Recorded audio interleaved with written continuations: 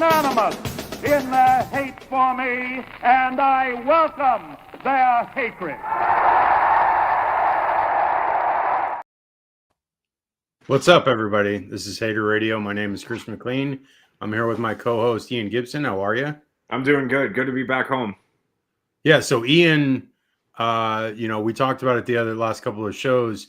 Ian went to the North Texas game, and then he also went to the Texas-Oklahoma game the following day. So just give us a little insight what happened in those games on your travels. Yeah, so obviously I'll start with the USF North Texas game. Ironically, for us as USF fans, between the two, the most important game in terms of emotional stability. But it was a very fun game. It was cool to see the sellout of the first time in that stadium in North Texas. Also, it was especially funny because my wife actually went to North Texas for a year, so that was pretty. She only was like 5 minutes away from the stadium from where she lived, so that was pretty cool.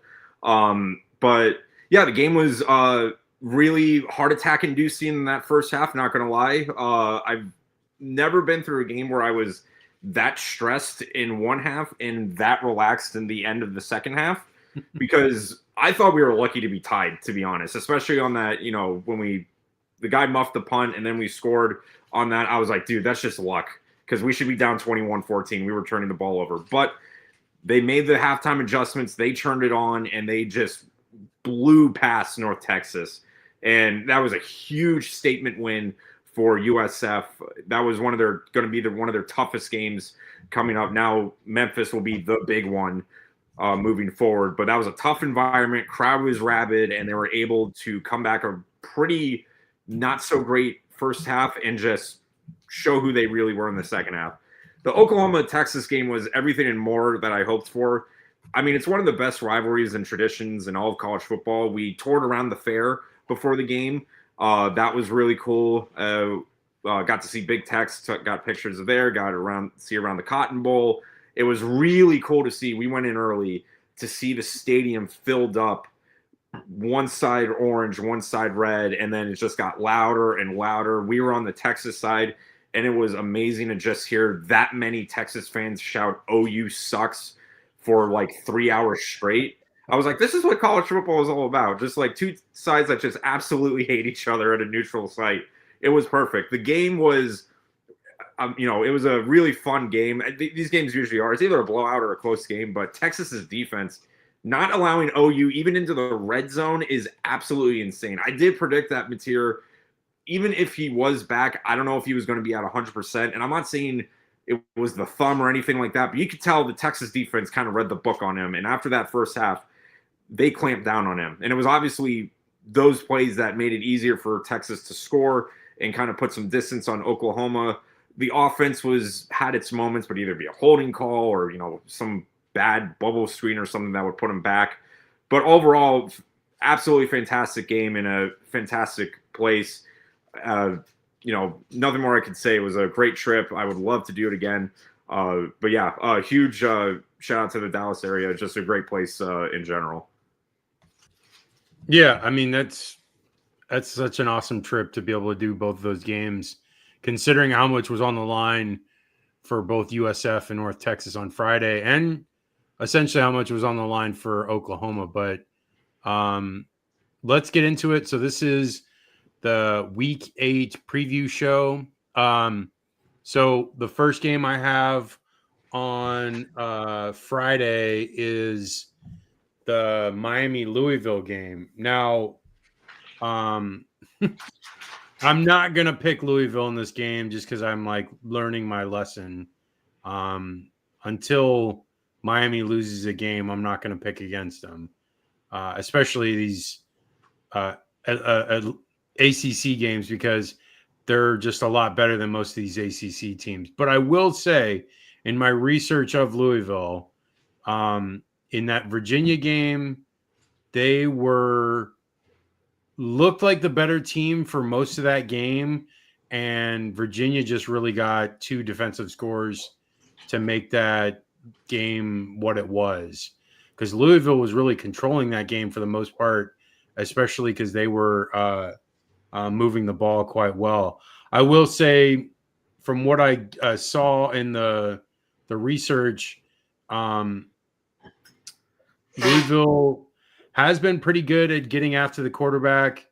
They had 2 sacks against Pitt, 2 sacks against Virginia, and they also had 6 sacks against James Madison. But the problem was they allowed 5 sacks against Virginia, and Virginia does not have nearly the talent that Miami has on defense. So expect Miami to get after the quarterback there in the Louisville game. And it is a Friday night game, so it's like it's a different variable here. You know, Miami almost lost that Friday night game last year against Va Tech. They should have. Like that was, you know, that call at the end of the game decided who won or not, and it should have probably gone to Va Tech's way, even though it probably wasn't a touchdown. The call on the field should have been not confirmed but upheld. No, for this game, I like Miller Moss to have a good game. He's been playing well all year. Again, the thing though with Miller Moss, like it was at USC, is turnovers, you know, interceptions and sack fumbles. He's got to limit those to have any chance in this game. I don't know if they're going to be able to force many turnovers from Miami on their side. Beck still, I'm not sold on completely. So there's a chance maybe there's something there, but we'll see. I think Louisville's defense is good enough to keep them in the game, and their offense is solid enough to like put up points.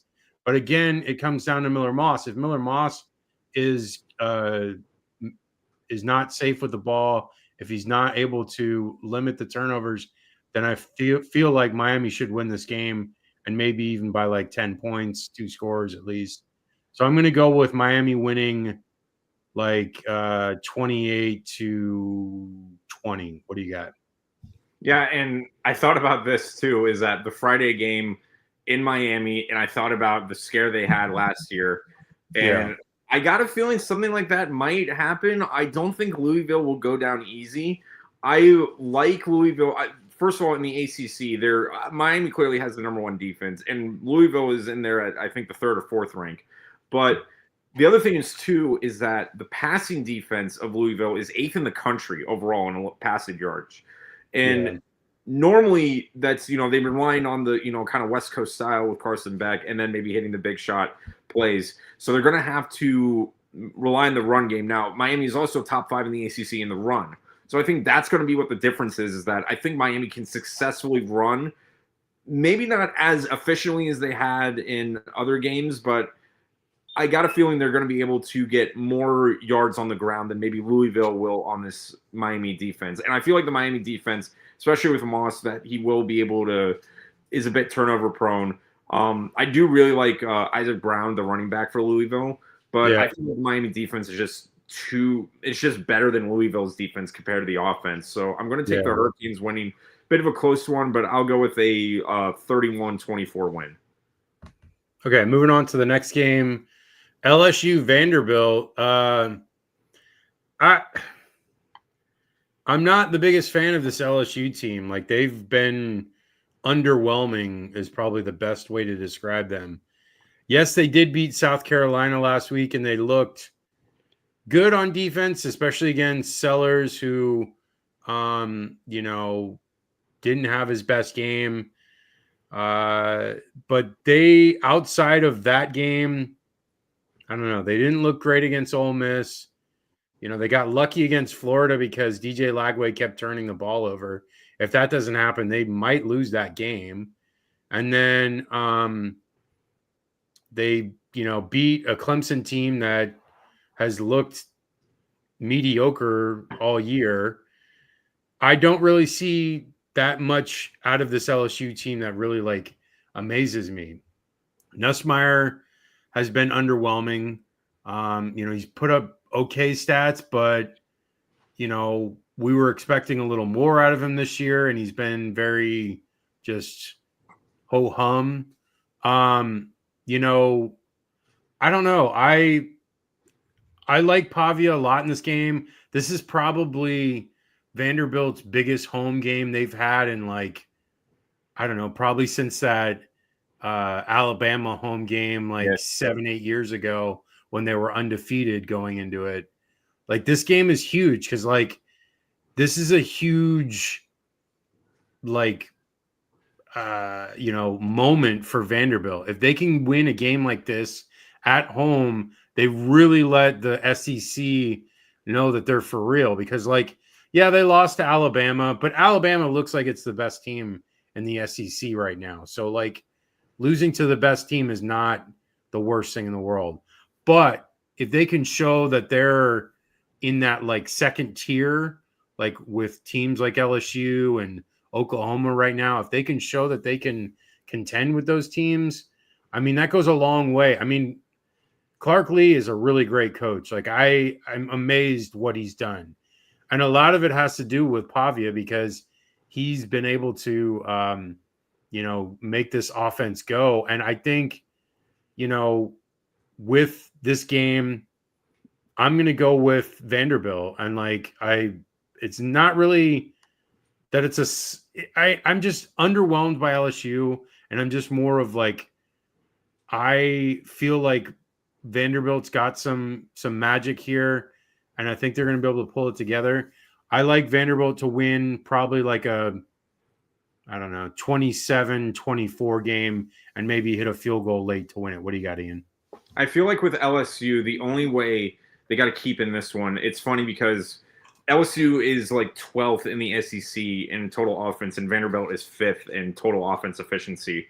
So it's a real contrast of styles. It is insane, though, that we live in a time where Vandy is favored over LSU in any game. Like, that's pretty wild.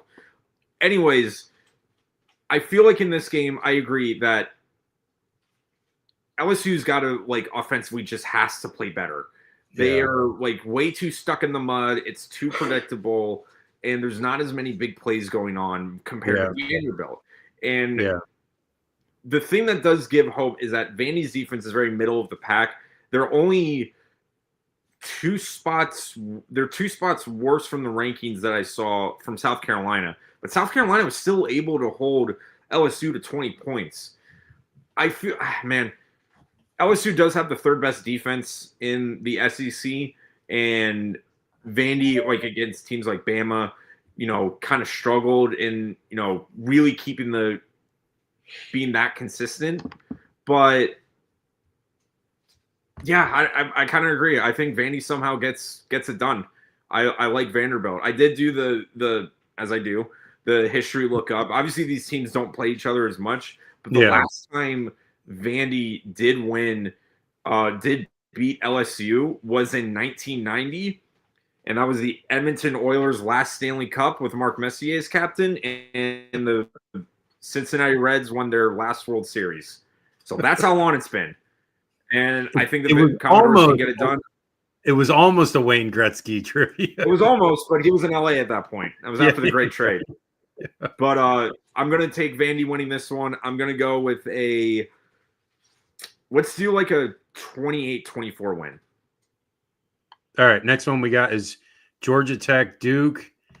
And I'm going to keep buying Georgia Tech until they prove me wrong because they've been hot all year. They looked good the last couple of weeks. Wake Forest was a struggle. They barely won that game, but they looked better against Vatek, and Vatek was obviously terrible. No, I like Georgia Tech a ton in this game. I feel like they're going to be able to run the ball. And, Mensah stands out because obviously the kid's super talented, and they've been moving the ball well, but they've played some mediocre opponents. They played Syracuse and I think Stanford. They beat Cal. Or Cal, sorry, not Stanford, but Cal.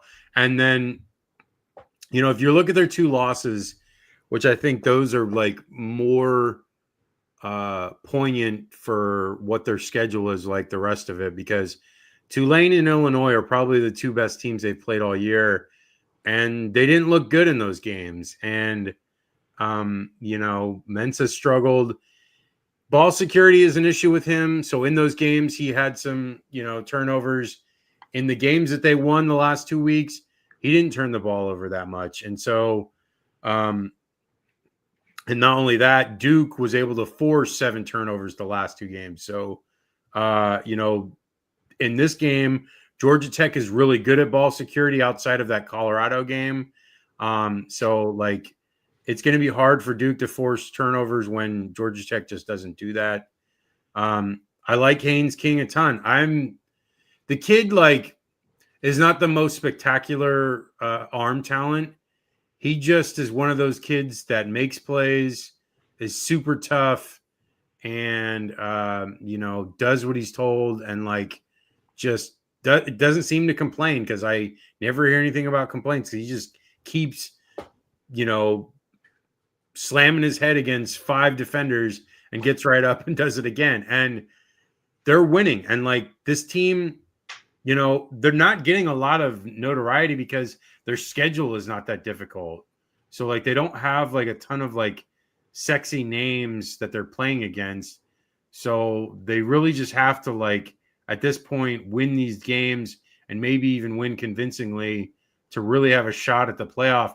I mean, if they get to the ACC championship game, they have a realistic shot of going, which at this point, they don't have a tough schedule, so they should be very close to a shoo-in to get there. I mean, they could lose a game or 2 here or there, but, they should beat Syracuse next week.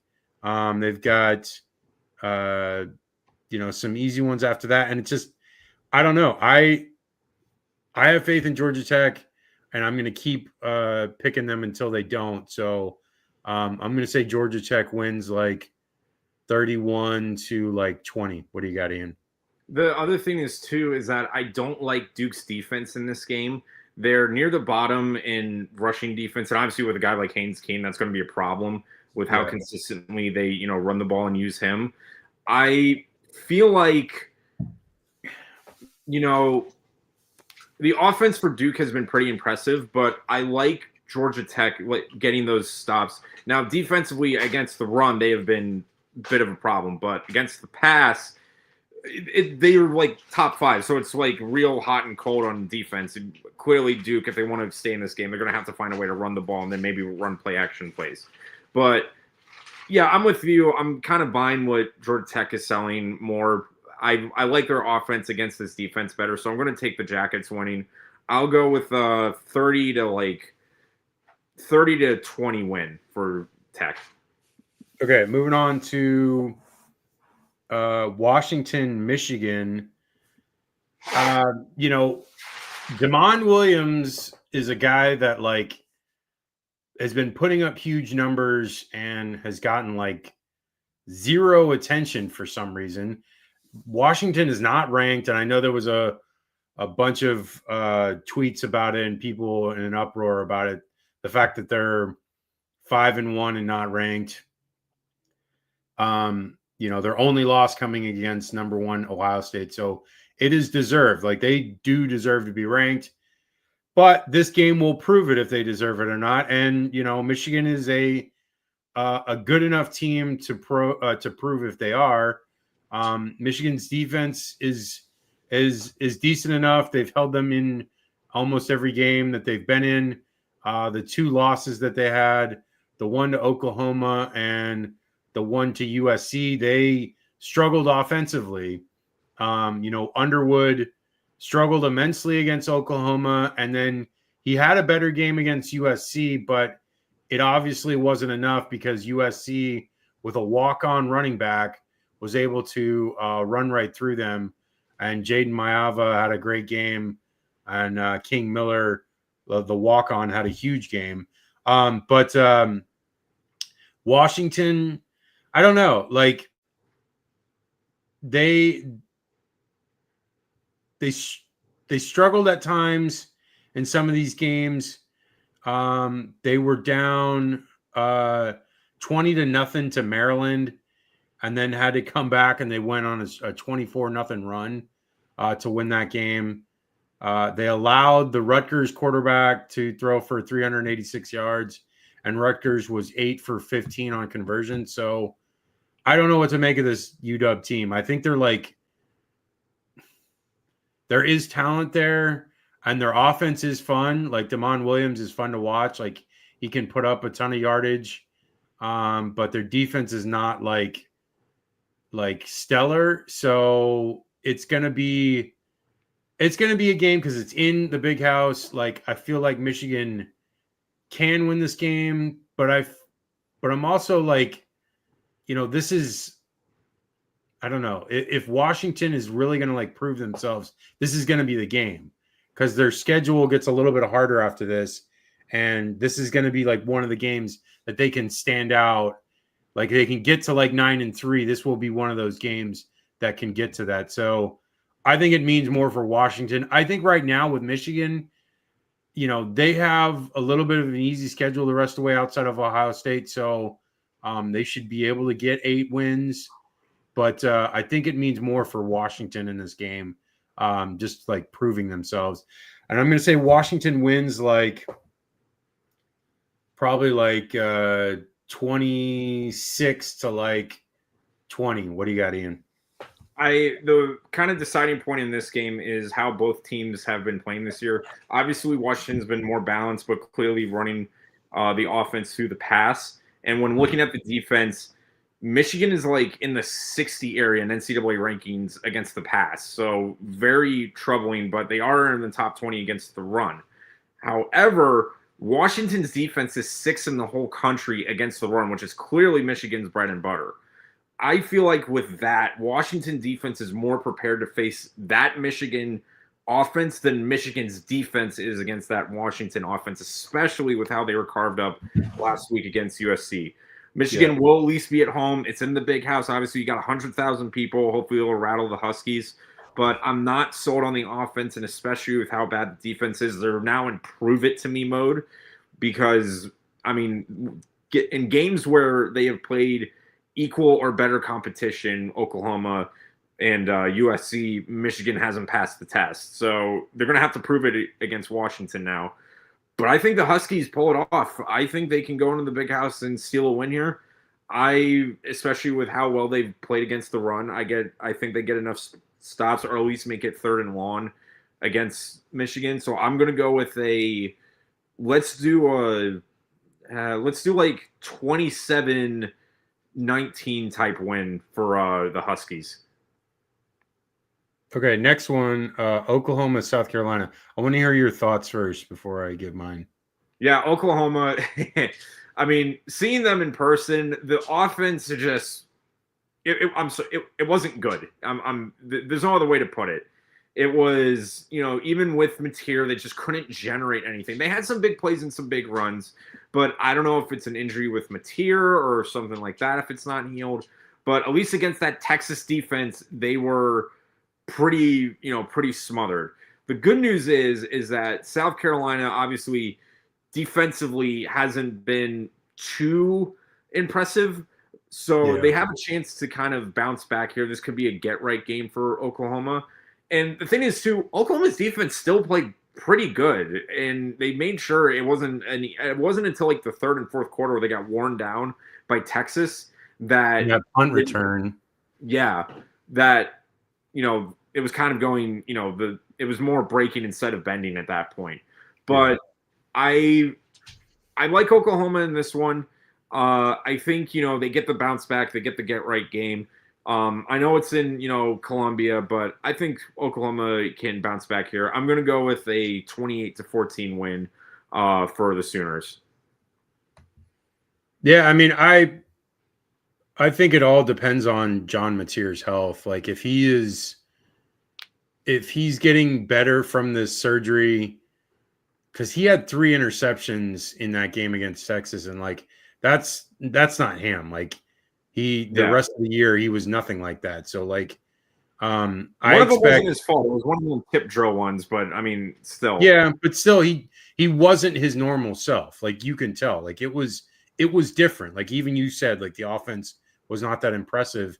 And it is when he is clicking, like when he's on full cylinder. It looked like that against Michigan, and it looked good against Auburn. So like he is capable of, orchestrating that offense when he's healthy. I think that's the key to this game. Like if Mateer is healthy, I believe Oklahoma should easily win this game. But if he struggles again and if his hand is an issue, then they may lose this game. But I know that's wishy-washy, but it really is dependent on his injury. I'm going to go with Mateer doing better because it maybe is like a week later. He had some time to heal. Maybe he didn't practice as much, so he can like rest it a little bit. I'm going to say Oklahoma wins like 24 to like 17. Okay. Texas A&M, Arkansas. Okay. I'm calling it on this one. And the reason I'm calling it on this one is because last week when Arkansas went up against Tennessee, they put up 496 yards. The difference in the game was, very limited. They were 8 of 13 on conversions. Tennessee was 2 of 9 on conversions. I felt like Arkansas was right there in that game. And, I feel like Arkansas can probably score some points here in this game. I like Taylon Green a lot. I've been a huge fan of his since last year against basically that Oklahoma State game. And he does well. I mean, he's a very like athletic quarterback and a very proficient passer. I'm not really sold on Marcel Reed with Texas A&M. I mean, he's okay. Their defense is definitely their strong suit, Texas A&M. They held Florida to, let's see, where is it? 1 of 10 on conversions, and they held Mississippi State to 1 of 10 on conversions. They were not as good against Notre Dame. Notre Dame was 9 of 15. So I don't know. I feel like Arkansas can move the ball here. I feel like there were points in the Florida game where Florida was moving the ball. Obviously, they were out-coached, Florida, because Billy Napier is incompetent. But, Texas A&M, I feel like this game will be like, it's going to be like a 30 to like 28 game. And like Arkansas maybe has the ball last and scores a late touchdown to go ahead. And then they win like 30 to 28. That's what I got. What do you got? Yeah, and for me, though, is that Arkansas's defense it's the worst in the SEC. And they're going to have to rely on a shootout to win this game. But I feel like with A&M, they're going to play keep away. They're very good at that. They did that against Notre Dame, and I feel like they can do that again. They know Arkansas's one strength has been the offense. But I feel like if you're just like bleeding the clock for 7-8 minutes, which they can do, A&M's got Arkansas right where they want them. I feel like that's what A&M's going to do, and I think they can at will because Arkansas's defense just hasn't been that impressive. So I'm going to give the nod to the Aggies. I think they just, like I said, I think they just play keep away. Maybe not as high scoring, but I don't see Arkansas having the ball enough to score, and I don't see the defense really getting that many stops to keep them in the game. So I'm going to go A&M winning. I'm going to go with a 30 to, well, let's do like a 31-17 win. This is, though, because A&M is number 4. Everybody in College Station is just begging them, don't screw it up again. Yeah, but I just feel like, because like last year they had a tough schedule at the end, and I feel like A&M's got a tough schedule at the end here too. So I don't know. Maybe they might overlook this game, and this might be a trap game as well. Yeah. So like it could just be Arkansas with Petrino taking advantage of the situation here. Okay, moving on to Ole Miss and Georgia. Game days at this game. What are your thoughts, Ian? This is, I feel like, a revenge game. It has to be for Georgia. And after that, they got really lucky against against Auburn. Clearly, whether call or not, whether of the fumble, they weren't playing good until this third quarter. So they were lucky that Auburn just wasn't able to put up more points than they did. This game, though, man, it's going to be interesting because Ole Miss, they had that scare. They had a real scare against Washington State. And I feel like, I don't know if there's going to be any residual for that, but I know going into Athens, that might, make it very difficult for Ole Miss. They have the number 2 offense in the SEC. Yeah, sure. Ole Miss survives. They get away. They find a way to pull out a win in Athens. I don't know how. I don't know why. Georgia usually gets lucky against these teams, but I think Ole Miss somehow does it again. I feel like I just don't see Auburn's offense as not as great as Ole Miss has looked. The defense was able to step up when it did the last couple of games, especially against LSU and Washington State.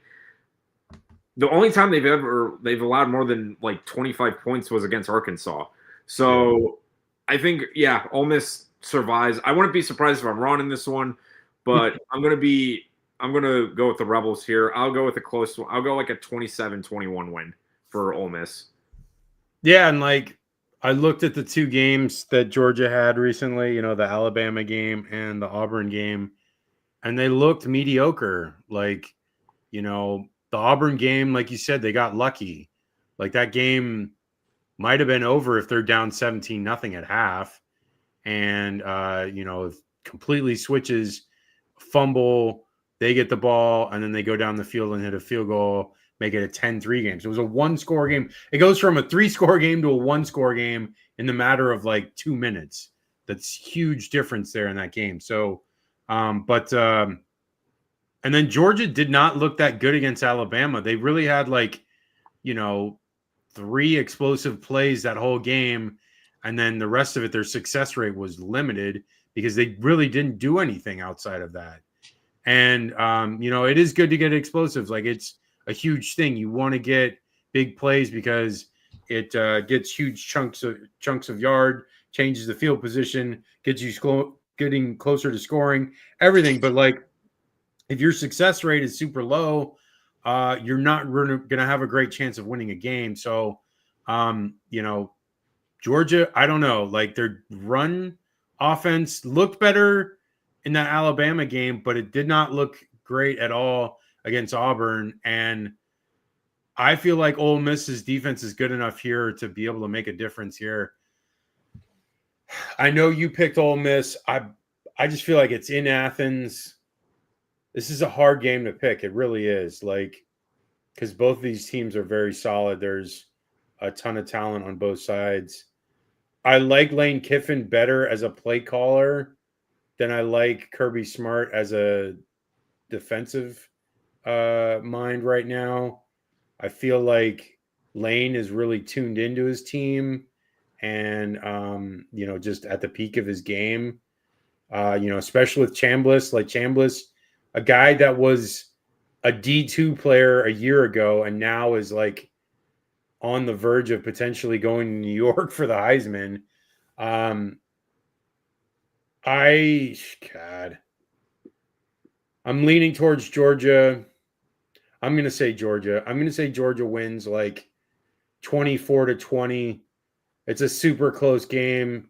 And I'm going to say Ole Miss has the ball last and just can't score at the end. Has a chance to win, but just whatever reason, if a 4-down stop or a turnover late, but Georgia gets the win. Okay, moving on to SMU Clemson.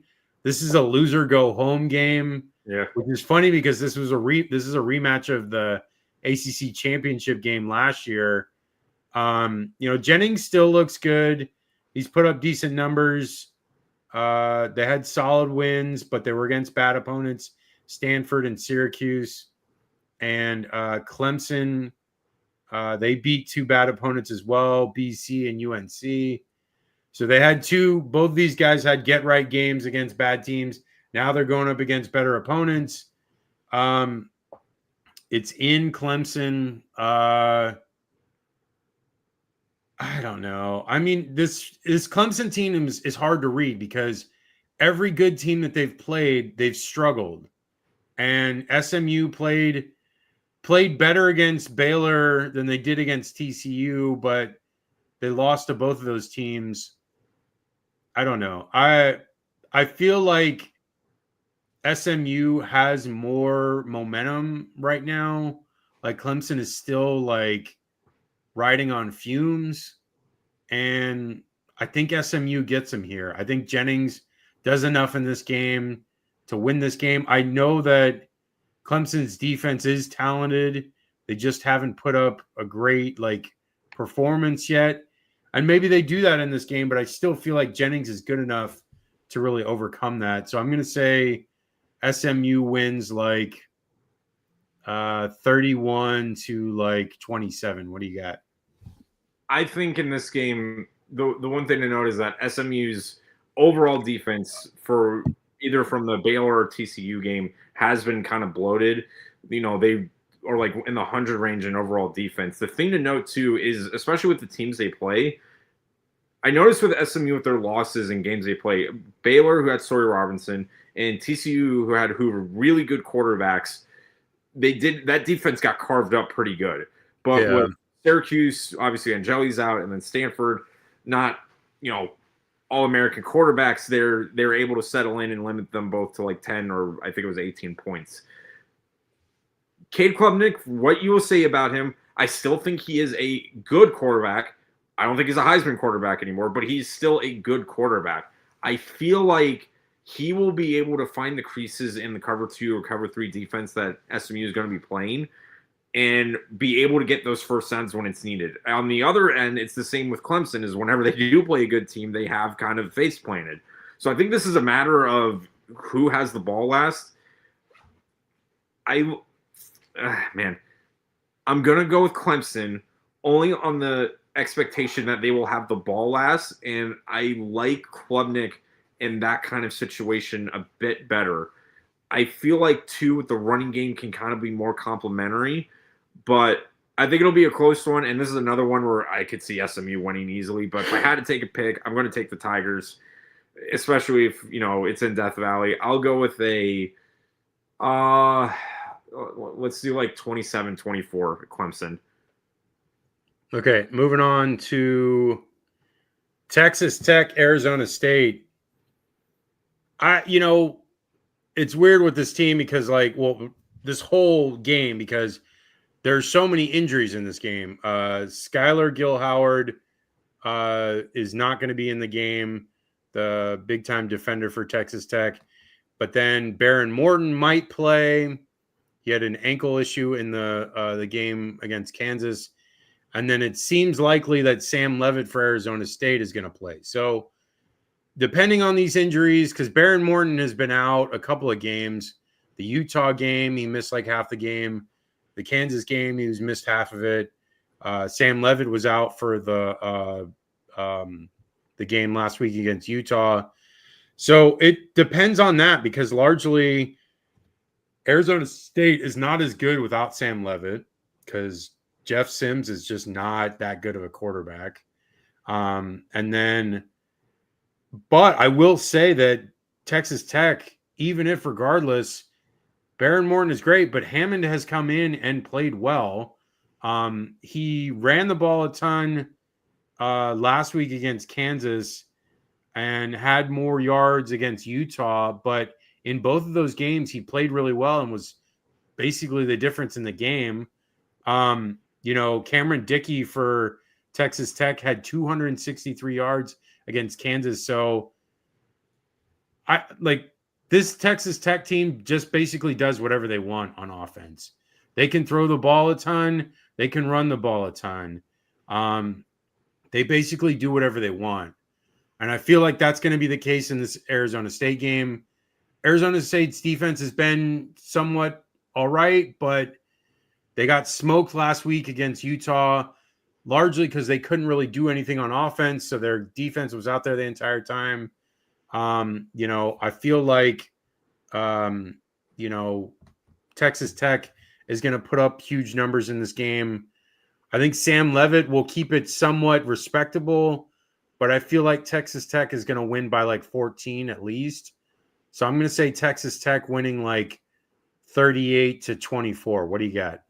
And the other thing to note too is that even like I mentioned all year, as much as we have been, admired over, Texas Tech's impressive offense, they still have the number one defense in the Big 12, and it has showed. Obviously, putting, a team like Kansas to 10 points or 17 points was really impressive because that, a really good offense. Same thing with Utah with Dampier. And that same Utah team put up 42 on Arizona State. So I think with sorry, my dog. I feel like in this one, I don't see Texas Tech's defense giving up that many points compared to what their offense can do. Even if, Morton isn't 100% or healthy, they have the running game to lean on. Comparatively speaking, Arizona State, while, Brown in the running game has been the bread and butter, without Levitt, it's not as effective. So I'm going to go with Tech winning. I think they pull away. It might be close early, but I think the Red Raiders Nico, come here. I think the Red Raiders run away with it. I'm going to go with a 38-20 win. 38-21 win. Nice. Okay. Moving on to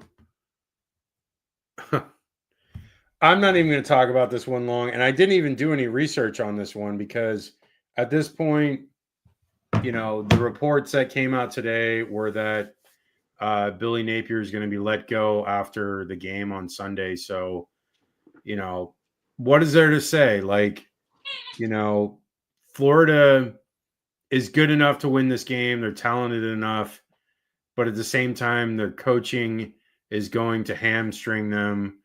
And, they're not going to be able to really even if they win, it's going to be like a, 28-24 game. And, it's just sad because Billy Napier is so incompetent. He proved it last week against Texas A&M, with those third downs and just, 1 of 10 on third down. I'm sorry. And he did that against Miami as well. And it's like, you cannot win games if you cannot convert third downs. And the offense is it's just a shell of itself. Like they had 17 against Texas A&M. They had 16 against USF. They had 7 against Miami. They had 10 against LSU. I'm sorry, and I know we've talked about this, and it seems like the writing is on the wall. It seems like this is it. This is the end of the road. And, I'm surprised they just didn't fire him after the A&M game. I don't know what made them decide that they needed to keep him. But either way, it seems like this is it after this game. And you know what? Good. I'd like to see, them promote Ron Roberts to head coach and give Russ Callaway a shot at running this offense. And then watch when they go up against Georgia, watch them score 40 points, and I've seen other people talk about it on Twitter. It's it seems to be like that. You look at it with UCLA, it's fully possible. There is talent here. There's talent at UCLA. There's a reason why people get frustrated, why teams are losing games that they shouldn't. And, Billy Napier is oblivious to this. He didn't hire an OC in the offseason when he clearly should have. And he just thought, I'm going to keep doing this. I'm going to keep calling plays. I'm going to, bury myself in the sand and ignore all the, all the talk and all the chatter. Well, you know what? You buried yourself. Your grave is dug. Goodbye. And that's just is what it is. And it's no hard feelings. The guy seems like a really nice guy and he's a great guy, but it's a results orientated business. It is a, success, leads you forward type business. And if you're not having success on the field, then I'm sorry, then you got to go, regardless of how good your recruiting is, how good your culture is. If you're not having success, there's no need to keep you. Your thoughts? I've been saying it for 3 years now that it's time, and hopefully this is the second, booster meeting that we've had that we thought was the end of it. And then I'm going to say this, watch them win. Just watch them win. Watch them play the best game they've had all year, because of course it happens now when it's all but said and done. But I agree, like, especially with like guys like Franklin being fired and all these other coaches, like, there isn't an excuse. I don't care what there is. Yes, he's better at recruiting than Mullen. Sure, there's been less problems with the, outside of the program than there have been with other coaches, but you're not winning. You are the worst coach since Doug Dickey in Florida history, and they have had some bad ones in that time. It's like you said, it's a result-oriented business. Every one of their rivals have been blowing past it. Well, Florida State's doing a good job lagging behind, but every one of the big three rivals have found a way to blow past Florida in this time. So regardless of what happens, if this really is his last game, I wanted to note too, the last time, and I only remember this because I remember almost breaking my TV as a 10-year-old. The last time Mississippi State came to Gainesville was Dan Mullen's second year, and they won 10-7. That was infuriating, and that's when I knew we weren't that good anymore. But 10-7, they won 10-7. Mississippi State won 10-7 in 2010. Myers last year. That was the last time Mississippi State played in the Swamp. Oh yes, I do remember that game. I was living in Jacksonville. Yeah, it was the wow. most I thought, and as 10-year-old Ian was going to jump through the roof. I thought you were talking about when Dan Mullen came back to Florida. No, Dan Mullen, head coach. Second year State. I get you now. Yes, at Mississippi State. Yeah, I totally remember that game because that was like a sloppy, crappy game, and that was Urban, or was that?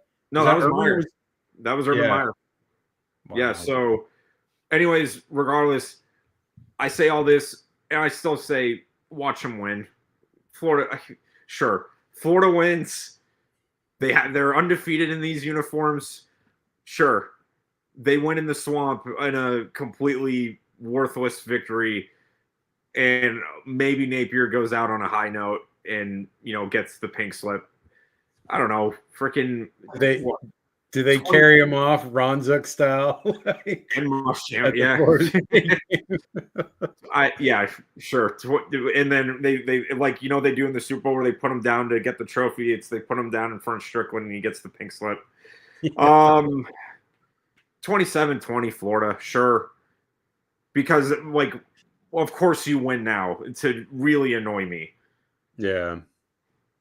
Well, I mean, watch Mississippi State blow them out. I don't think it matters the result. I think that's because even what is it, at the news conference the other day, people were like looking at his body language and saying how defeated he seemed, and like maybe he already knows and they just haven't announced it yet, which is ridiculous. Like if they really are back channels letting it be known, just fire him, just get rid of him. I don't see what the point of, letting him survive after the Texas A&M loss to then let him coach against Mississippi State. What does it matter? Just get rid of him. This is it. He's done. Clearly at 2-4, he's done. He has the same record as UCLA at this point, and UCLA has fired their coach. So clearly something needs to happen. All right. Moving on to what do we have? Oregon, Rutgers. I feel like it's going to be a get right game for Oregon. They struggled in that Indiana game. Dante Moore had 2 picks, and I don't know. It's not the end of the world because Indiana is one of the best teams in the country. So Oregon losing that game, yes, is at home, but still, it's one of those things. If you're playing tough teams, you're bound to lose 1 or 2 here now in this different day and age of college football. They still have a lot to play for. Their schedule the rest of the way is not crazy difficult because they have played most of their tough games already, and outside of USC, and I don't know, this Oregon team. They may not get to the Big 12 or Big 10 championship, but they still have a really good shot at a not large playoff bid, which I really feel like at this point they'd have to like completely implode the rest of the year because after this they got Wisconsin, Iowa, Minnesota, the USC game, and then Washington. So I think at least one loss is probably in the cards for these next 6 games, but really outside of Washington and USC, it's really not that tough. Like they should go through these next 4 relatively easy. Rutgers, their quarterback, I don't know how to say his name, so I'm not even going to pronounce it. I'm not going to make a fool of myself, but he had a really good game against Washington. They put up 493 yards. The quarterback put up close to 400 himself. But they allowed Washington to put up 579. They got a 3-game losing streak right now, Rutgers. It really feels like it's a get-right game for Oregon. I'm going to say Oregon wins like 31 to 17. What do you got, Ian? Yeah, and especially because Rutgers has the worst defense. They are at the bottom of the Big Ten in total overall defense. So I don't see them being able to stop Oregon as consistently. And Oregon, they went through the gauntlet of having to play Penn State when there was still hope there, and then Indiana. So now you get the get-right game with Rutgers. I think they right the ship. So I'm going to take the Ducks winning. I'll go with a 38 to 17 win. All right. Next game we've got is Washington State, Virginia. We're going to do this one quick. I feel like Washington State proved themselves last week against Ole Miss. They stayed in that game. I felt like largely because Ole Miss on that first drive was down the field and should have scored, and they didn't. There was a turnover on downs. And if they score in that game, it changes the complexity completely. So Washington State was in that game, but I like Virginia in this one. I feel like their offense is, doing enough here in these games. Their defense is not great, but did enough in the game against Louisville with those 2 scores to really turn the tide there. I feel like Virginia is the better team here. I feel like they can lose this game because this is a non-conference game and it won't hurt them in the grand scheme of things. But if they have a playoff spot, they need to win this game. So I feel like Virginia is going to win this game. They've got something to prove here. I'm going to say Virginia wins 28 to 20. What do you got, Ian? I think this game will be close, but I don't like the offensive ability that Washington State has to keep up with Virginia. I think the defense can stop them, but I like Virginia as not as great as they've been on, defense the past couple. I mean, obviously they went into overtime against Louisville and then, of course, the shootout with Florida State. But I think Washington State can put up some points, but I like Virginia's, offense more against this Washington defense. And I just don't see Washington State's offense keeping up. So I'm going to go with a 34. Let's do a 34-21 win for the Cavs. Okay, next game we got is Maryland, UCLA. Man, these guys left for dead, and now 2-game win streak, dominated Michigan State. That game was never close. And I just like this offense a ton. Jerry Neuheisel is just I don't know. He's just like a magician, completely figured out what to do for this team, what to make this team go. I saw a breakdown of some of the run schemes he was calling up. And the kid's just very smart at this stuff. And, his dad was a coach for a very long time at several big programs. Like, this kid knows what he's doing. He wanted a shot and he wants to coach at UCLA. He doesn't really want to go anywhere else. So I don't know what they do in the future with him, but he is definitely proving his worth. He's definitely proving that he loves this school. UCLA, man, they're just turning it on right now. And the defense is playing better too as well, which that was a huge issue because it was like, Nico was not able to really do much. And then the defense was struggling. And now it's like both are playing complementary football and they're like, getting off the field. Nico is, not turning the ball over. They're converting third downs. They're getting down the field, scoring touchdowns. Maryland, in the Nebraska game, they picked off Raiola 3 times, once for a pick 6. But Nebraska was still good enough to pull out 10 late points in the fourth quarter.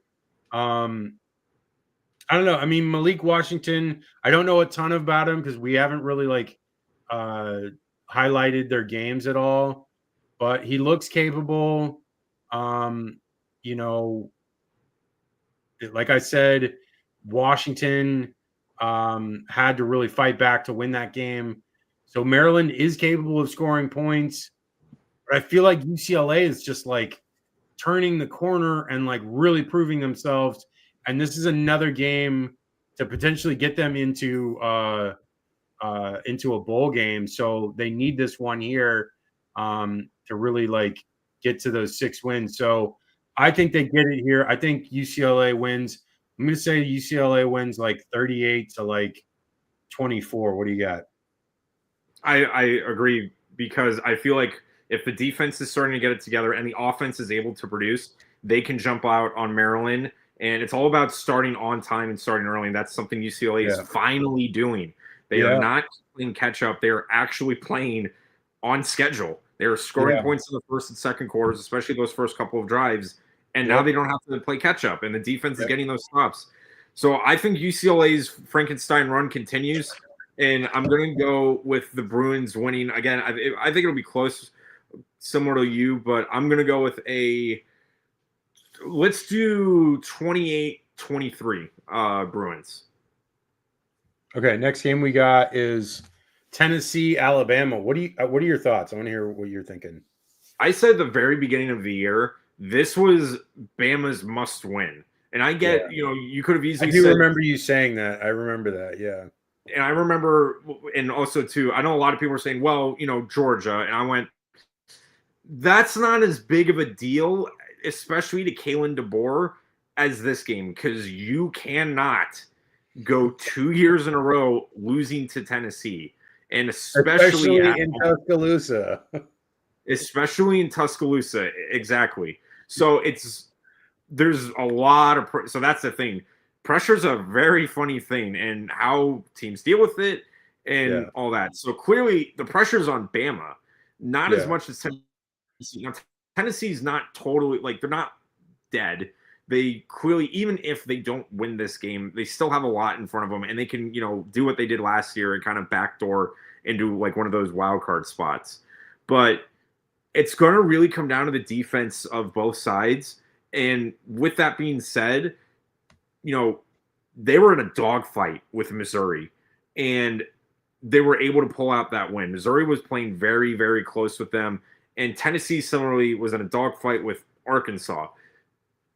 But they were also Tennessee's kind of been playing with fire, is what I've been thinking. And Bama, especially with Jam Miller coming back and with Ty Simpson going absolutely crazy now, pointing up, really living up to his 5-star caliber. I think in this game, I think Alabama gets it, they get it done. Tennessee maybe puts a scare in them, but I think Alabama will find a way to just kind of put some distance here.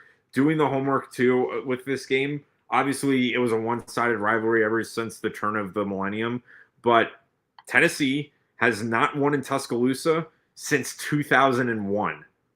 Whew. Yep. Almost 25 years. Wow. Yep. Colorado Avalanche That's and Ray crazy. Bourque won their Stanley Cup, and the Diamondbacks won their only World Series. Against who? The New York Yankees. Yep. Yeah. No, yeah. This Tennessee team like puts up a ton of yards and a ton of points. Like they're like very explosive. I don't feel like they're going to be able to do that against Alabama. I think they'll get some explosive plays, but not to the extent that they normally get. And I think in this game, Alabama has a good enough offense that they're going to be able to score on Tennessee's defense, which has not done that well this year. They've been kind of a sieve and they've been very leaky. I expect Ty Simpson to have another great game. You know, he put up, a ton of yards the last couple of weeks, and he just looks great. Like the kid, like you said, 5-star, and like he, for whatever reason, didn't beat out Jalen Milroe, last 2 years, but man, he stayed with the program, stayed there, stayed the course, and he got rewarded. And he's clearly QB1 in the country right now. And, he's the front runner for the Heisman, and he has a lot to play for.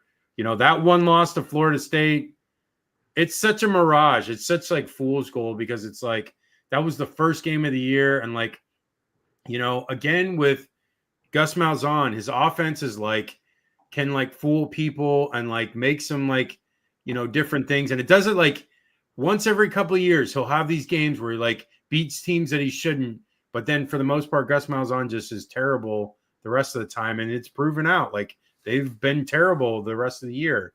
And, but Bama, they kind of put that behind them.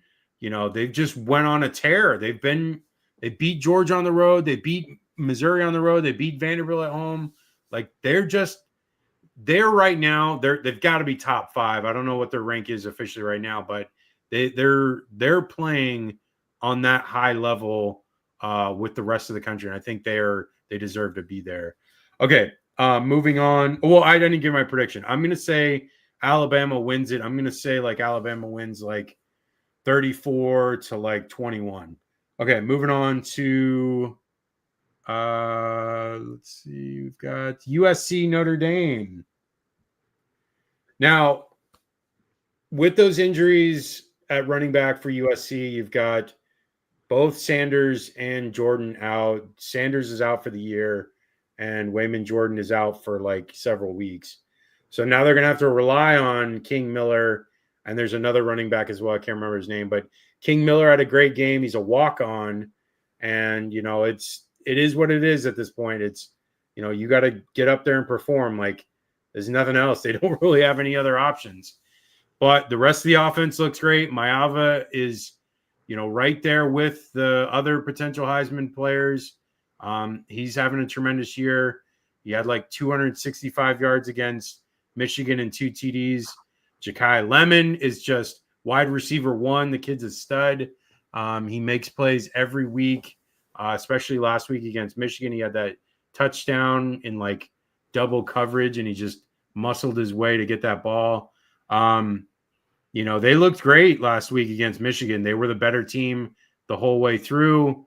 This Notre Dame team, though, has been on a tear ever since they lost to Miami and Texas A&M to start the season. They've just beaten the living crap out of everyone they've played. None of these games have been close. They've really just kind of toyed with teams, even when it wasn't necessarily a blowout. They just never were really afraid of losing, because none of these games were actually on the verge of being close games. And CJ Carr, man, the kid, a redshirt freshman who started his first game on the road in Miami in a close game. And, I don't know, people were kind of like writing him off. The kid's just put up like 300-yard games ever since. Like he just is doing amazingly out there. And, the two-headed monster with Price and Love, they can score a ton of points, this Notre Dame offense. I will say Notre Dame's defense has looked, not as great this year as last year. Primarily that A&M game, they kind of got tore up, and the Purdue game too. But I feel like they've gotten better the last couple of weeks. The opponents were not as great, so it helped them to get right.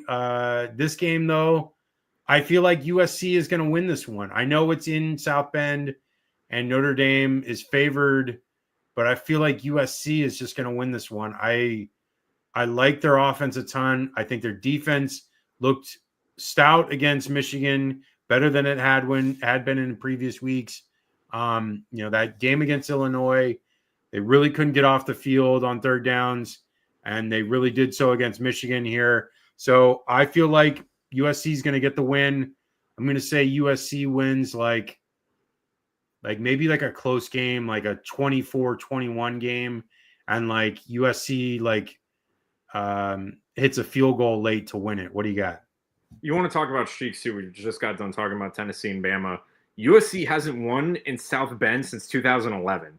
So they're on a really bad – yeah, they've been on a really bad cold streak ever since, anytime they go to Indiana to play Notre Dame. Yeah. I think in this one, I agree. Losing the running backs really hurt, but Notre Dame's pass defense has been like in the 100 range. They've been averaging, giving up almost 250 yards a game in the air. And obviously for my that's just asking for trouble. Yeah. I feel more comfortable with USC's passing game and them making the right decision there. Obviously, turnovers are going to be a key part in this game. If Notre Dame can force more turnovers and win the field position game, I think Notre Dame can win this because that ground attack is all they need. But the other thing to note, too, is like Notre Dame, yes, obviously the schedule, the teams they have played that were like out and out, like really good were Miami and A&M, and they lost both of those games. But since then, obviously games like Purdue, Boise State, Arkansas, they beat NC State last week. I'm not saying those are bad teams, but they're not good. They're not great. And I feel like USC's win against Michigan was a really good bounce back after the loss to Illinois. So I feel like if they could do that against that defense, they should be able to do that against this defense too, especially with a worse passing defense. So I'm going to take the Trojans winning this one. They break the schneid. So I'm going to go with same with you. Watch it be something like, 1 yard line. Mayava sneaks it and the running back pushes them in and they win 28-24. Yeah. Okay. Moving on to what do I got? FAU USF. All right. Homecoming. Gotta win this game. Gotta win this game big too. FAU is not on USF's level, and I hope this doesn't come back to bite me, but I don't think it will. I think USF, especially after the last 2 weeks where they destroyed Charlotte and they destroyed North Texas, they're on a mission this year. Beating Florida, beating Boise State. They're trying to prove something, and I feel like this is just another game in that. And if we get to the next week game against Memphis, we'll talk about that next week, but just focus on this game, have fun. It's a night game, which we don't get many at Raymond James for whatever reason. And it's also homecoming, like I said. So it's imperative. It's on national TV. I think it's on ESPNU. And, it's imperative that they win this game. They don't have to put up 70 points, whatever. It is what it is. They just need to really just win this game for the most part and get to next week, because the Memphis game is there's so much riding on that game. And you cannot let this be a trap game. You cannot have a letdown after a monster win last week against North Texas on the road, sold out stadium, all that. I hope that the stadium is full. I hope that people are coming to this game. I hope we get at least 40,000. If we can get 40,000 to this game, it'll be a really nice environment, and we can really have the boys just go off tomorrow. And or Saturday. And I hope so, because, this is this is just, the next step. You start to beat these teams in the way, and then you set up games like you have with Memphis. But what are your thoughts, Ian? This game especially is, again, as us USF fans, we might have like some syndrome with it, but it is very like trap game feel because you're coming off an emotional win against North Texas. You're coming back home for homecoming, and you have the expectation that you should win, but Florida Atlantic's been a sticky team, especially because they have the best passing offense in the American right now. Veltkamp leads in passing yards and touchdowns so far, although to note, he has only one more touchdown pass than Byron Brown, regardless. Yeah, again, FAU does have, they blew him out the first time they met in the American. So there's history there. And then they had the whole kerfuffle last year when, God forbid you shake a hand and that's it. Anyways, I feel like in this game, once again, someone with UCLA, and what I was talking about that was worrying me, limit turnovers, start on time, USF's going to be fine. If they can just do that, keep the ball in their hands, which has been a real problem lately, and they've been getting away with, they're going to be okay. I think USF gets it done. Like I said, if they have a good first half, if they play a good full 4 quarters, they're going to win easy, and they just got to make sure it stays in their hands. And I trust the defense getting on the FAU offense too. So I think USF wins. It might be one of those games too, like the typical, they pull away late. So I'm going to take USF winning a 38-21 game. Yeah, I didn't give my score, but I feel like USF, they should pull it out, and I'm going to say like a 41-24 game. Okay, moving on to last 2 games. We got Utah, BYU, the Holy War. I want to hear your thoughts on this first, Ian. I freaking love this rivalry. It's one of my favorites. Some dude just got arrested from BYU for making threats, and I'm like, man, you can't. I mean, obviously, I'm not condemning him. I'm just saying, like, something about this game just brings out, something between these two teams, and it's just an awesome sight. For those, like I've always said with these type of games, even if it's not like a Michigan, Ohio State, Auburn, Alabama, these two teams are at like the near top of like how much they hate each other, and it's a beautiful sight, honestly. This game, obviously, whenever these two teams play, there's some drama, there's some schmaz or something like that goes on. Both of these teams are ranked together. I think this is the first time in a couple of years that's happened. Usually one side has dominated the other. I feel like in this game, it's very interesting with the storylines because BYU's defense is number 2 in the Big 12. Meanwhile, Utah is like top 5 in the Big 12 in total offense. It's at BYU. It's at Provo. God, you don't know with these games because the Holy War always turns on its head. I'm going to take Utah on this one. I feel more comfortable with Dampierre and the running game that they have, especially with a wide receiver like Davis. I think they can get it done. The key will be, can Utah's defense stop the kind of RPO attack that BYU is going to be giving them? Because they have Martin at running back. Obviously, Bachmeier can run the ball. And with, Roberts at wide receiver, it's a 3-headed monster on who you can really target. But I like Utah settling down, getting the wins. BYU was kind of skating by, they barely beat Colorado. They barely, they had to pull away late against West Virginia. And then, they won in overtime against Arizona. Meanwhile, injury or not, Utah just blew out Arizona State and West Virginia. And their only loss is to Texas Tech. So even though BYU is still undefeated, I feel like they're skating on thin ice, and I think Utah gives them their first loss.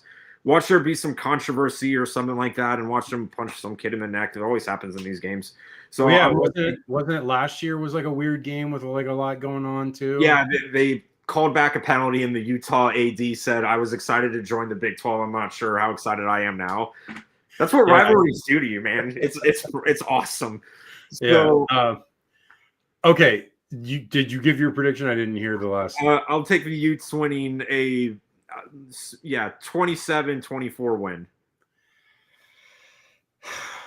Like, I know Dampier runs the system very well, and they run the ball extremely well. Like that's just their bread and butter.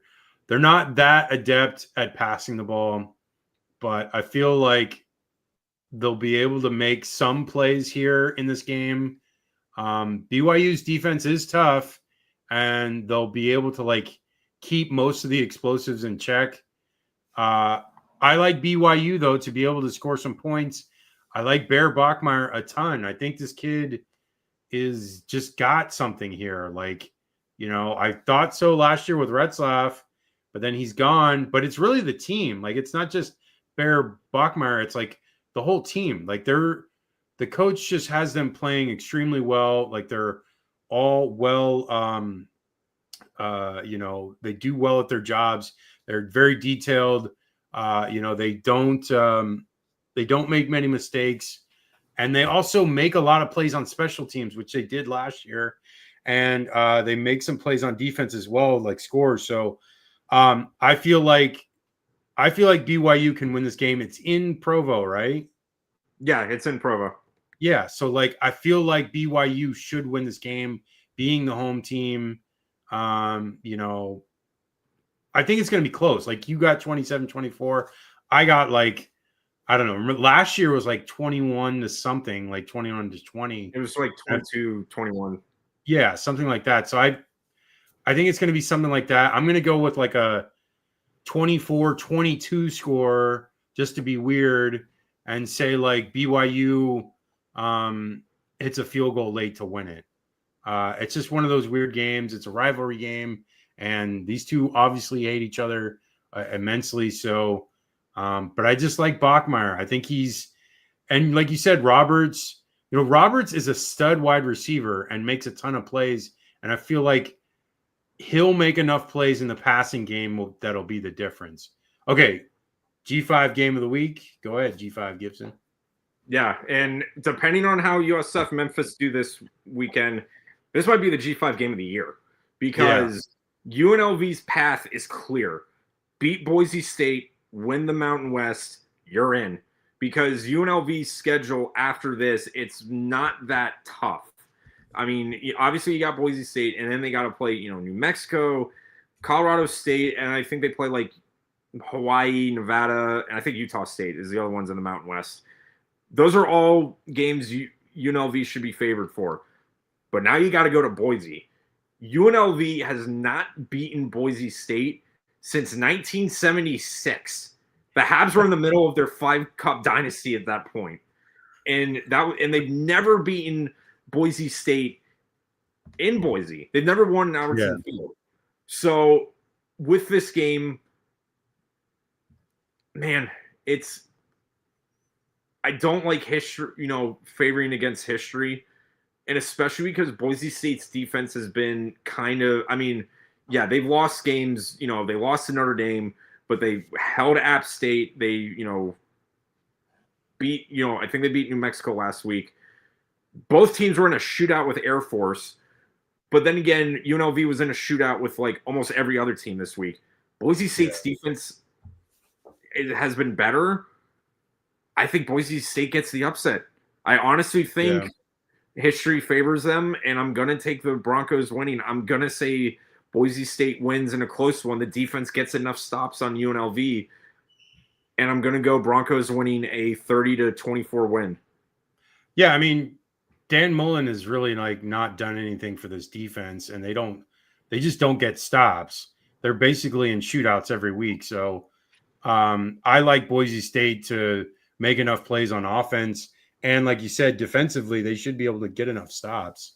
And so I'm going to say like Boise State wins like 27-24 in a real close one. And maybe UNLV's got the ball last and Boise makes a stop. Okay.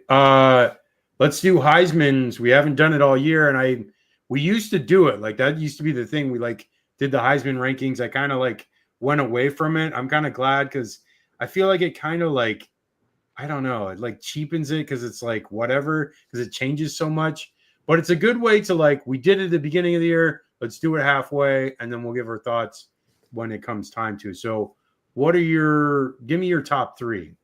So my top three right now, if I were to make a pick, Ty Simpson, Fernando Mendoza, and I would have to probably put like, honestly, like if it was my choice, Haynes King from Georgia Tech would be my top three Heisman. Love that. Because again, I also look at like, if you take them away from the team, how well they do. You take Haynes King away from the Jackets. I'm not saying they're bad, but they're not the same team. They're not. So my top three, definitely not. My top three are Ty Simpson, Haynes King, and Fernando Mendoza. Not necessarily in any order, but those would be my top three. I did want to make a quick shout out to guys that just must have it here. Makai Lemon, as you mentioned, and Eric McAllister, wide receiver from TCU. Those would be the other ones I would give like an honorable mention to. Yeah, those guys are amazing. I love McAllister. I thought he's done well all year, but I've been talking about all year and even last year. Yeah. Like the kid is just amazing. Yeah, I love those picks. Like I love Ty Simpson. I think he's done extremely well. Like from first game to like now, he is just like expanded his game. He's so like efficient. I'm amazed. Like to see him go from that FSU loss to what he is now, it is just amazing. And then Mendoza, kid is just, very talented, with a very great combination of a great coach and great coordinators.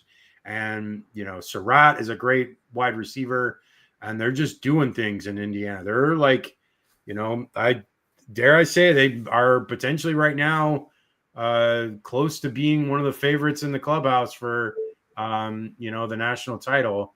And then, the other one was Haynes King. I love Haynes King. Like the kid is just, he's nails, man. The kid is he just puts his head through a wall and keeps on going, and he just makes plays. Like that's what he does. He just makes plays every game. I think you definitely have to consider Carson Beck. Like I know I don't love him, but the numbers are there, and they're the number 2 or number 1 team depending on what rankings or whatever. So like he's up there. Julian Sand is putting up numbers. Jeremiah Smith still putting up some numbers. So it's kind of wide open right now. Like it really is. Like it's not one of those years where you've had one guy the whole year and it's that guy. It's kind of at this point, and I did see some people talk about it. We need to probably put this as an award after the season. Like there need to be, I kind of don't understand why we're doing it in the season. Like, let's just do it after. Let's make it like, we can have an award show. We can have a whole deal, like whatever. What does it matter? Like, why do we have to do it like when they've got playoff stuff to worry about? Like, kind of like takes them away from getting ready for CFP games. So whatever, but a lot of talented guys. Is there anyone else you have like stand out that you think that so far this year that like stands out, like offense, defense, whatever, special team? I mean, like obviously guys like Dante Moore, Blake Horvath at Navy, always a underrated pick. Those would be the other guys I would probably like give a nod to. What about like just defensively? Like, is there anyone you see defensively that stands out? I mean, I might be biased, but I mean, Jalen Shores, like one of the best linebackers in the country. Yeah, he gets picks, gets tackles, gets in the backfield. That would be, I would say in terms of defense, he's one of the most like, wrecking ball players on any team, regardless of what team he's on. So I would say a guy like Jalen Shore would be one of my standout picks. What about your thoughts on Ruben Bain? Ruben Bain, I really like him. He was, he's one of the, just absolute like monsters. He's a typical like Miami guy, like a Warren Sapp type guy. I really like him on the D line and on the edge too. He's just an absolute monster there. The scary thing is how fast he is. He's that big and that fast. Super fast. He's a quarterback's worst nightmare. Yeah. Okay. All right. Any other thoughts before we go? No, just hopefully USF doesn't put another heart attack on me like they did at North Texas. Yeah, and I hope it's like a better performance than the Charlotte game where it was like kind of whatever for for like the whole game. Okay, so that is the show. Reach us at haterradio.com for all of our articles. I might put something up at some point to like make it worthwhile for me putting up the money for the website. And then find us at our socials. Just type in Hater Radio, comes right up. Ian, what's your social again? At Twitter, it's at G5Gibson, and at Instagram and YouTube, it's at G_Gator_G. All right, that's where you find us. Enjoy these games. We'll talk to you on Sunday, 5 p.m. Pacific, 8 p.m. Eastern. Take care, y'all. Have a good weekend.